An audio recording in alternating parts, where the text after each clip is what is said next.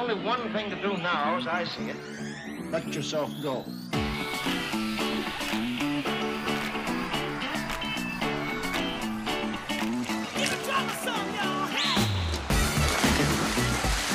She's a pleasure to coach and it's an exciting time, and I think time will tell. I reckon I could be the next big wave in the pool, and I'd hope to do that sometime. She's a competitor. She just loves to race. Nothing seems to faze her. Back in 2007, Emily Seebohm was already being hailed as a future star of the Australian swimming world and someone who would go on to win many medals at the Olympics. It's pretty cool to have people talking about you, but it's a good thing that they're saying good things about you and not bad things. And, you know, I reckon I could be the next big wave in the pool, and I'd hope to do that sometime. Like, it doesn't have to be Beijing, but it could be London, it could be after that, it could be anything. A teenage Emily trained at a club in North Brisbane. She would arrive at the pool at 5 a.m. for her morning training sessions with her coach, Matt Brown. At this stage in her career, Emily had already competed at the 2007 FINA World Championships, where she finished 4th in the 100 metres backstroke.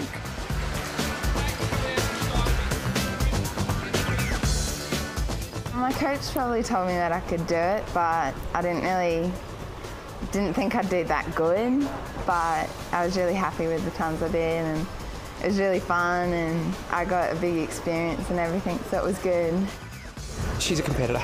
She just loves to race. Nothing seems to faze her. We saw that first at trials and then at the World Champs, where at 14 and very, very fresh and naive, got up fastest qualifier for the final of the 100 back and really didn't fail at all. You know, came out and equalled a PB time from the night before, and just nothing tended to faze her, which was quite rare for one so young.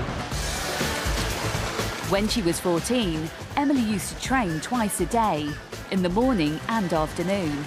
In each session, she would swim for 2 hours, covering a distance of 4 miles. Emily had been around the pool all her life. She was introduced to the sport by her mum, Karen. She was a baby when I first taught her to swim, and by the time she was 3 years old, she was in her first competitive race, I suppose you could put it, at 5 and under, 25 metres freestyle. And she came second. She did well. Well, a lot of people think she's a backstroker, but she's actually been trained as a medley swimmer.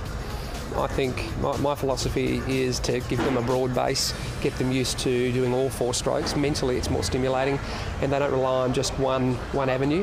Obviously, her backstroke's standing out at the moment, but down the track, you know, it's probably 12 or 18 months away from very good 200 swimming in medley, free and back as well. So. Emily had to balance her swimming with her schoolwork. She was in Year 9, and her success at the 2007 World Championships was the talk of all her school friends. Oh, they were like screaming and telling me how good I did, and I was like, and they're like saying, "Oh, you look so good on TV," and I was like, "Well, that's a good thing." Emily's family were hugely proud of what she had already achieved in the sport, but they weren't letting the success go to her head. We don't really think about it much, and it's only when I pick up a paper and I see a name and I go, "Oh my gosh, yes, that's right." We don't really dwell on it a lot at home, but we all enjoy it when we read about her, and with other siblings you can't really talk about it so much. You just go, "Oh, that's really good and well done," and that's about the end of it. I don't think it's going on. Emily is the third of 4 children and the only daughter to Karen and John Seebohm. Both her parents played sport at the highest level.